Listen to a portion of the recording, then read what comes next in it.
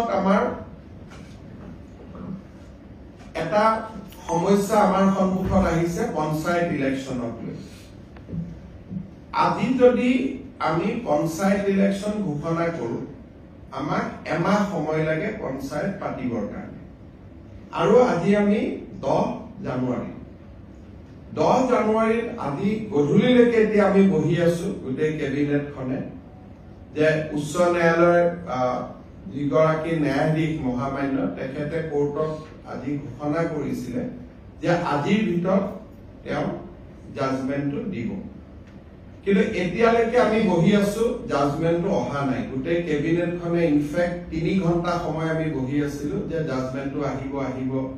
অলপ পিছত আহিব এতিয়া আহিব এনেকে আমি অপেক্ষা কৰি আছো ইনফেক্ট দিনৰ 2টা বজাৰ পৰা আমি অপেক্ষা কৰি আছিলো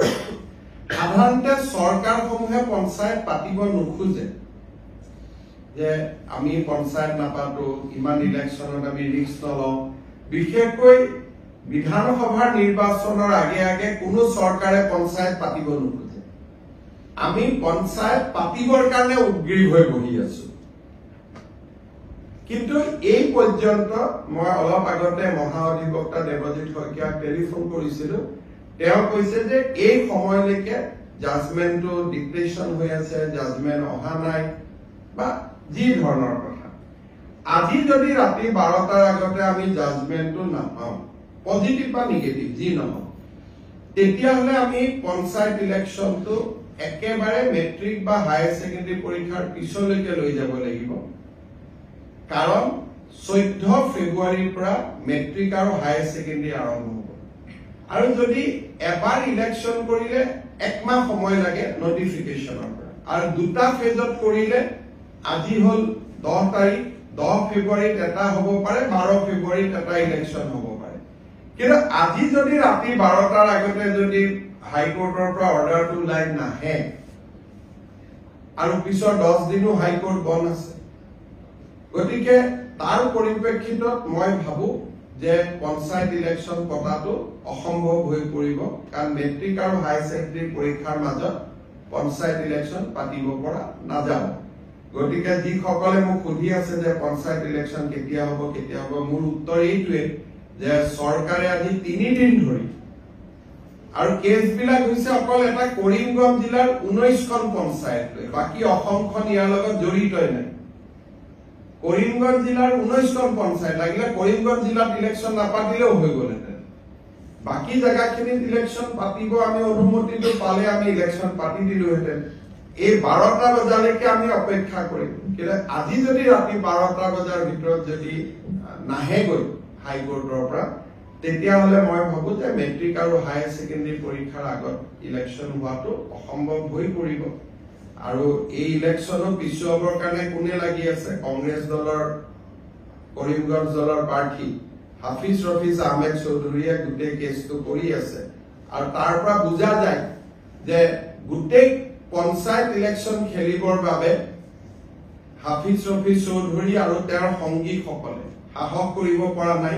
আৰু সেইকাৰণে কেছটো কৰি পেলাই পঞ্চায়তটো পিছুৱাই আছে নিয়মতে পঞ্চায়ত পাতিব লাগে যে চৰকাৰক বিপদত পেলাম পঞ্চায়ত পাতি দিও কিন্তু ইয়াৰ উল্টা হৈছে যে বিৰোধী পক্ষৰ একাংশই কাৰণ হাফিজ ৰফিজ চৌধুৰী কংগ্ৰেছ দলৰ অফিচিয়েল কেণ্ডিডেট হয় আৰু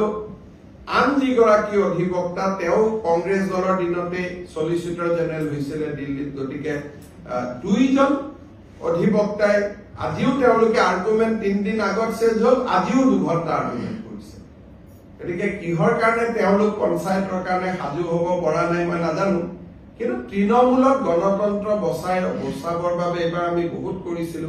পাৰ্টি লেছ কৰি দিছিলো যে কোনো পাৰ্টিৰ হ'ব নালাগে যাতে অৱসৰপ্ৰাপ্ত শিক্ষক অৱসৰপ্ৰাপ্ত ডক্টৰ সকলোৱে যাতে ইলেকশন খেলিব পাৰে ভাল পৰিৱেশ হয় পঞ্চায়তৰ পৰা দুৰ্নীতি নোহোৱা হয় কিন্তু আমিতো হাইকোৰ্টৰ ওপৰত মাতিব নোৱাৰো গতিকে ৰাতি 12টালৈকে অপেক্ষা কৰিম আৰু 12টাৰ আগত যদি জাজমেন্ট পাওঁ হ'ব নহলে আৰু এইটো মেট্ৰিক হায়াৰ সেকেন্ডাৰী পিছলৈকে পিছুৱাই যাব তাৰ পিছতো বানপানী আহিব বা বানপানী থাকিব কি পৰিৱেশ হয় আৰু এতিয়াই ক'ব পৰা নাযায় আজি যদি 12 তাৰিখে মই ইলেকশ্যন কমিশনকো ৰিকুৱেষ্ট কৰিছো যে আপুনি বহি থাকক, আমিও বহি আছো, কাৰণ পুলিচৰ পৰা ক্লিয়াৰেন্স লাগিব কোনটো ফেজৰ কিমান ডিপ্লয়মেন্ট হ'ব, ডিজিপিও বহি আছে, চিফ সেক্ৰেটাৰী বহি আছে, আমিও বহি আছিলো। যদি 12 টাৰ আগত ৰায়দান হয় আমিতো কৰি দিম, কাৰণ যিজন ন্যায়াধীশ মহাধিবক্তাই কোৱা মতে তেওঁ কোৰ্টত কৈ গ'ল যে মই চেম্বাৰত গৈ জাজমেন্টটো লিখি জাজমেন্টটো দিম, কিন্তু এতিয়াতো 8:45 হ'ল, জাজমেন্টটো আমি হাতত পোৱা নাই। যদি 12 টাৰ আগত জাজমেন্ট হয় তেতিয়ালে হ'ব, যদি 12 টাৰ আগত জাজমেন্ট নহয় উচ্চ ন্যায়ালয়ৰ বিপক্ষেতো আৰু আমি যাব নোৱাৰো।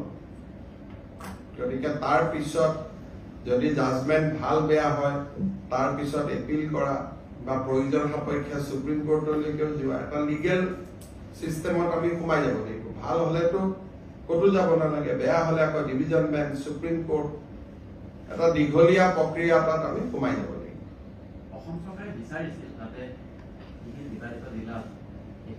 আমিতো কৈছিলো যে যদি 19খন পঞ্চায়তৰ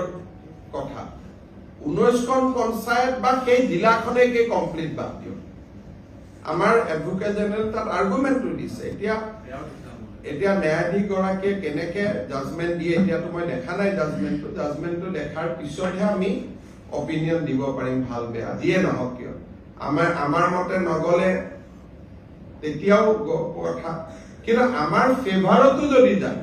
আৰু জাজমেন্টটো কালি পাওঁ তেতিয়াহ'লে ইলেকশ্যন নহ'ব। 12 টাৰ আগতে পালেহে ইলেকশ্যন হ'ব, নহ'লে মেট্ৰিক পৰীক্ষা হায়াৰ ছেকেণ্ডেৰী পৰীক্ষাৰ ইমান ওচৰত গৈ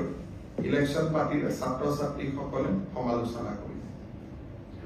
গতিকে যিসকলে মোক পঞ্চায়তৰ ওপৰত সুধি আছিলে এইখিনিকে মই জনাম। হ'ব।